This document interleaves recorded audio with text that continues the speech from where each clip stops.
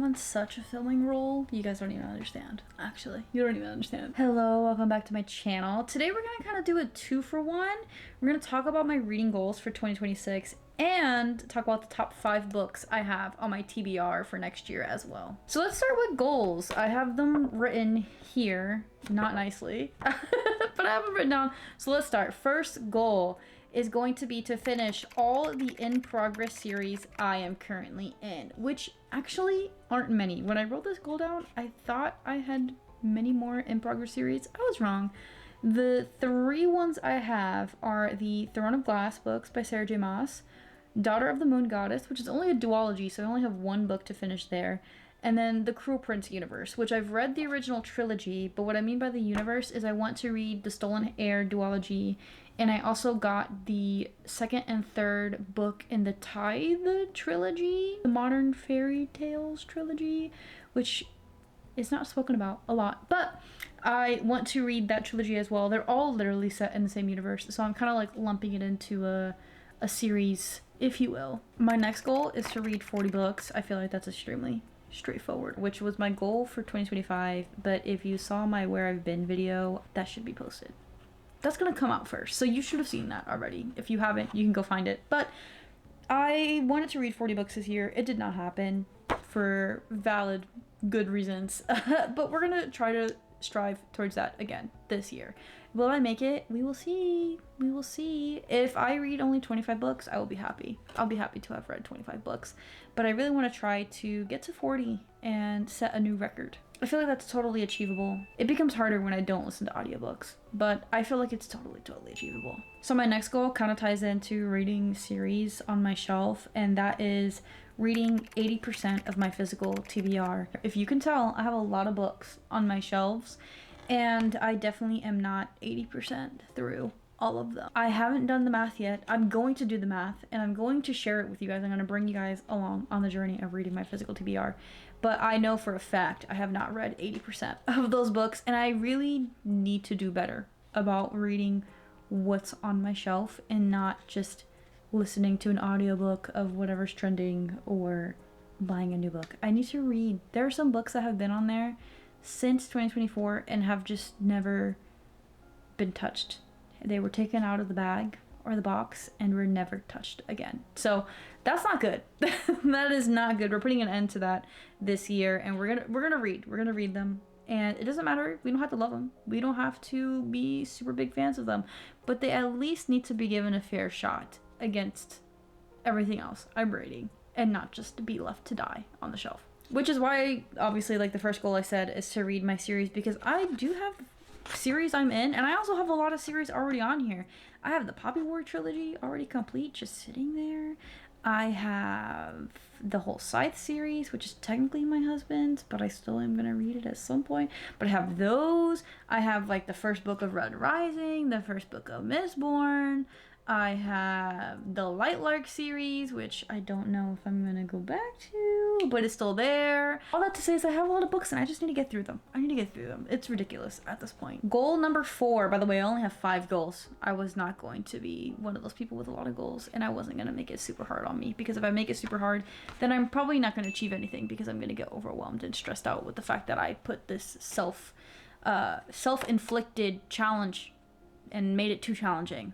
So goal number 4 is going to be read 5 literary fiction books, basically anything but romance, mystery, thriller, and fantasy. So something, again, I talk about in my book haul video, whenever that comes out, if it's already out. I want to challenge myself to read outside of the fantasy, romance, mystery, thriller genre, because I read The Wedding People, and The Wedding People is a book I would never gravitate towards whatsoever. I only read it because of my best friend, who literally raved about it for the whole time she was reading it. I don't know how long, but she was raving about it, and that's why I read it, and I loved that book. It is one of my favorite reads of 2025, and I would have never read it. I would have never picked it up off the shelf, similar to some of the books that I do have in my book haul, like I said, that I just would have never picked up. And I need to also do better, because there are plenty of great books out there, and we literally need to stop judging a book by its cover or by a 3 sentence synopsis, or whether or not it's a certain trope, or whether it's in a certain section, because there are plenty of wonderful, talented authors out there, and they all deserve their wins. So I'm gonna really try hard this year to read 5 books, just literary fiction, completely outside of my standard genre. 5 in the grand scheme is not a lot, and I set it low for a reason. Rome wasn't built in a day, right? Rome wasn't built in a day, and I can't just change reading habits like that. It's just not gonna happen. I said 5, that's what, like 1 every 2 months? That's totally achievable. Like, I've probably read 5 lit fit books this year, maybe. No. No. Lord forgive me, I did not. I just did my wrap up yesterday. I did not. I read a lot of thriller this year, actually. I think that was my top genre outside of fantasy. So it's gonna be good. It's gonna be good. I already have 5 lit fic books on my shelves that I can read. So it's gonna even help me reach the 80% goal I have. I just need to do both at the same time, and we'll be good. And then my last goal, which isn't really a measurable goal, this is not a SMART goal, if you will. If you know what I'm talking about, you definitely work in corporate America. But it is to utilize my local library more than buying books. So I obviously have the tendency of buying a lot of books because the goal of mine, long term, is to really have a personal library of my own. I want to, in our forever home, have just a room dedicated to all of my books, and I want it to be something that my children get to utilize, which is why I probably will always have Litlark on my shelf, because it is good for a certain age group demographic, and I would love for my kids to be able to read my books and see my little annotations and whatnot, and just be inspired to be readers by seeing my literal collection, because that's how it was for me. I saw my mom's mystery horror book collection, and I saw my dad's book collection, and I fell in love with reading. I was born to be a reader. I love buying books, but I do need to fix the habit of buying books all the time and just falling into like the consumerism trap. I do not need to be buying every single new release, especially if it's something I don't think I'll like. And the library is a wonderful resource. I need to start using Libby more. I love Audible, don't get me wrong. I love Audible. And I love that I get books on Spotify. But Libby is literally right there. She's right there. And for the books that I want to gamble on, that is what I should be using instead of using my well-earned audio hours on Audible or Spotify, or just buying the book. Because why am I buying a book that I most likely may not like? And I think it's actually achievable. I have, honestly, last year, I didn't buy that many books. I didn't buy that many books last year, actually. I did way better than I did in 2024. And I think I can achieve. That. I just literally gotta use Libby. That is my last goal for 2026.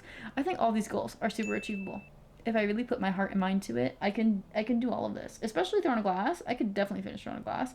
Well, there's a contingency on Throne of Glass.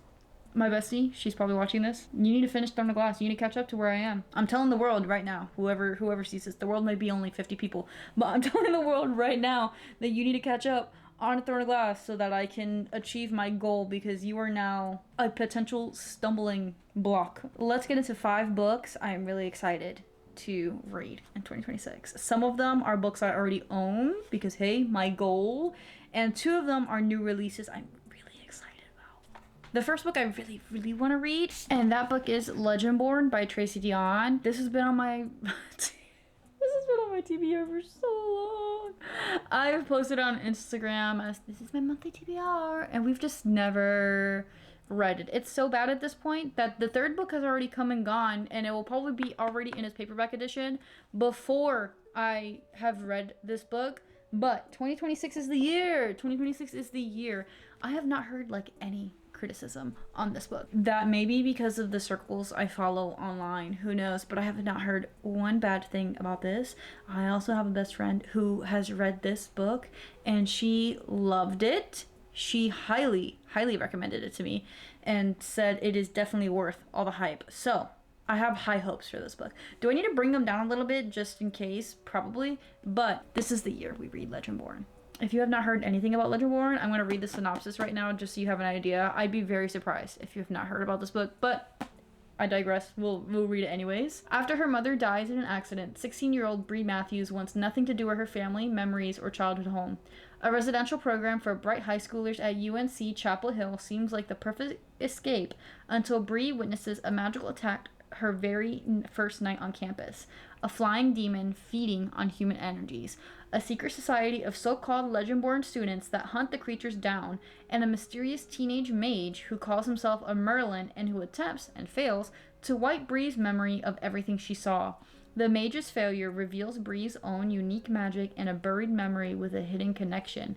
The night her mother died, another Merlin was at the hospital. Now that Bree knows there's more to her mother's death than what's on the police report, she'll do whatever it takes to find out the truth, even if that means infiltrating the Legendborn as one of their initiates. She recruits Nick, a self-exiled Legendborn with his own grudge against the group, and their reluctant partnership pulls them deeper into the society's secrets and closer to each other. But when the Legendborn reveal themselves as the descendants of King Arthur's knights and explain that a magical war is coming, Bree has to decide how far she'll go for the truth and whether she should use her magic to take the society down or join the fight. So it sounds very interesting. It sounds like there's going to be mystery, there should be suspense, there should be a lot of like, will they, won't they, not in terms of romance, but just like, will Bree actually join Legendborn, will she not? It feels like, you know, if it's written well enough, I'll be on the fence. And that's what I want. I want to always be guessing whether or not the good guys are the good guys or if they're actually bad guys. So this sounds so good. I don't know why I haven't read it. But like I said, this is the year. This is the year of Legendborn. Next up, we have another highly recommended book. And that is Jade City by Fonda Lee. This is, again, one of those books like Legendborn has been sitting on my shelf for a long time. And I don't know why. I actually don't know why I haven't read this one either, because this one sounds also right up my alley. We'll read the back for you. For centuries, honorable green bone warriors have used magical jade to enhance their abilities and defend the island of Kikon from foreign invasion. Now the war is over and a new generation vies for control of Kikon's bustling capital city. 4 siblings of the powerful Call family must prepare for battle, and the fragile peace between the clans is about to break. Short and sweet, yes, but what I'm getting from this is political intrigue. What I'm getting for this is kind of like Succession. Believe it or not, I've seen very few episodes of Succession, but from what my husband has told me and raved about, it sounds like Succession. It literally won an award. It says right here, winner of the World Fantasy Award. Family is duty, magic is power, honor is everything. It's gonna be good. Again, don't know why. Actually, this has probably sat for a while because of just like the sheer volume of pages. But can you tell this book is like in pristine condition? I literally bought it. When did I buy this? I think I bought this in 2024. Yeah, I bought this in 2024 and it's in pristine condition. That's how long it literally came right out the bag from Barnes and on the shelf. So I'm also really excited to read this one. I know this is a series, but I think it's only 3 books. So even if I start this, 3 books is achievable to finish within this year. Or maybe we just exclude this from that goal. That's a good point. If I start a series this year, back to the goals. If I start a series this year, y'all, do you think I should count it as my finishing, or should I finish those series before starting a new series? Let me know your thoughts about that goal. I feel like I need to think about that one more now. Okay, next up, also so excited about this one. This is one I actually wanted to do this year, but I just obviously didn't, and that is reread the entire Hunger Games trilogy and then also read the next 2 books. And I would prefer to read these before the new Hunger Game movie that is coming out in November. What is it called?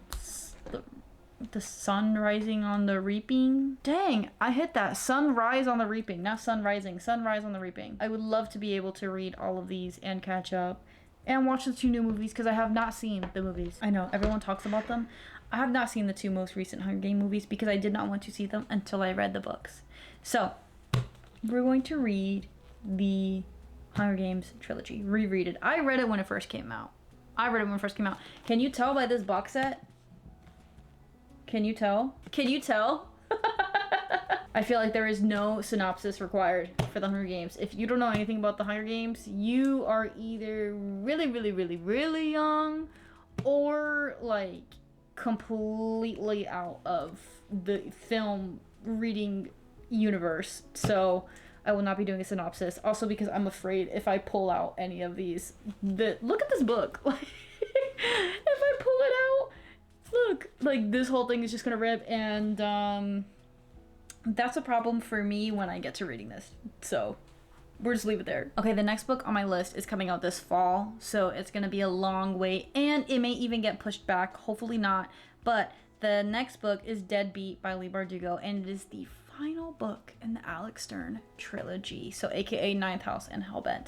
I am excited to see how this goes. Honestly, I may do a reread of Ninth House and Hellbent, or at least Hellbent, just because it's been so long. It's been so long, and I think I've kind of forgotten what the cliffhanger of Hellbent is. I have a vague recollection, but not enough detail, and I don't want to go into this lost. Because if there's one thing about Ninth House and Hellbent, it expects you to remember. Yeah, and there's a lot of like lore. A lot of things you gotta understand about the world to really read and enjoy the book. So I'm excited. I think I am gonna do a reread. Now that I'm talking about it, yeah, I think I may do a reread, and we'll see if it actually comes out. I don't have the synopsis. I'm on Goodreads right now. It literally has no synopsis. There's no cover. Look, there's not even a cover. It says cover to be revealed. So we'll see. I'm excited. I'm just honestly excited to finish that trilogy. It goes towards my goal. I should put it on my goal. Yeah, put it on my goal. Okay, and last but not least, you guys aren't gonna be surprised that this book is on my list, and I didn't even know this book was coming out until I saw on booktube that it was coming out. So thank you to that booktuber. I can't even remember their name. Thank you to that booktuber who told me in their 2026 TBR that this book is coming out, and that is Agnes Aubert's Mystical Cat Shelter by Heather Fawcett. If y'all know anything about me, Emily Weil, my fave. And I was so happy to see that Miss Heather is coming out with a new book. She did not tell me, Heather, you did not tell me that you were coming out with a new book. When was this announced? It's literally coming out. When is it coming out? I think it's coming out in January. February. Still so soon. I will be buying this book. I know I said I'm going to use my library more. I will be buying this book. The cover is so cute. I know this isn't going to do it justice, but the cover is so cute. Super, super adorable. Let's read the synopsis. Agnes Aubert leads a meticulously organized life, and she likes it that way. As the proudly type A manager of a cat rescue charity, she has devoted her life to finding forever homes for stray cats.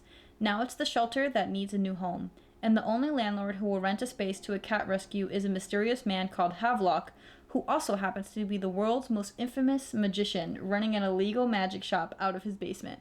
Havelock is a cantankerous and eccentric, but not handsome, and no, Agnes absolutely does not feel anything but disdain for him. After all, rumors swirl about his shadowy past, including whispers that his dark magic once almost brought the apocalypse. Then one day, a glamorous magician comes looking for Havelock, putting the magic shop and the cat shelter in jeopardy. To save the shelter, Agnes will have to team up with the magician who nearly ended the world, and may now be trying to steal her heart. Havelock is everything Agnes thinks she doesn't need in her life: chaos, mischief, and a little too much adventure. But as she gets to know him, she discovers that he's more than the dark magician of legend, and that she may be ready for a little intrigue and romance in her life. After all, second chances aren't just for rescue cats. This is literally my most anticipated read. I don't care. Does it kind of sound like the same type of romance from Emily Wendell? Absolutely. Am I still gonna eat it up? Yes. Yes, I'm gonna eat it up. Oh my gosh. You got me at cats. You got me at magic. I love when the opposites attract. Oh, sorry. I read this originally when I first heard about this book, and I was like, yes, I'm gonna pre-order. I think I did pre-order it. No, I said I wasn't gonna pre-order it because I live next to a Barnes and Noble now, and so I do not need to wait 3 days for that package to get here, because for whatever reason, every time you pre-order something from Barnes and Noble, it still takes like 5 days.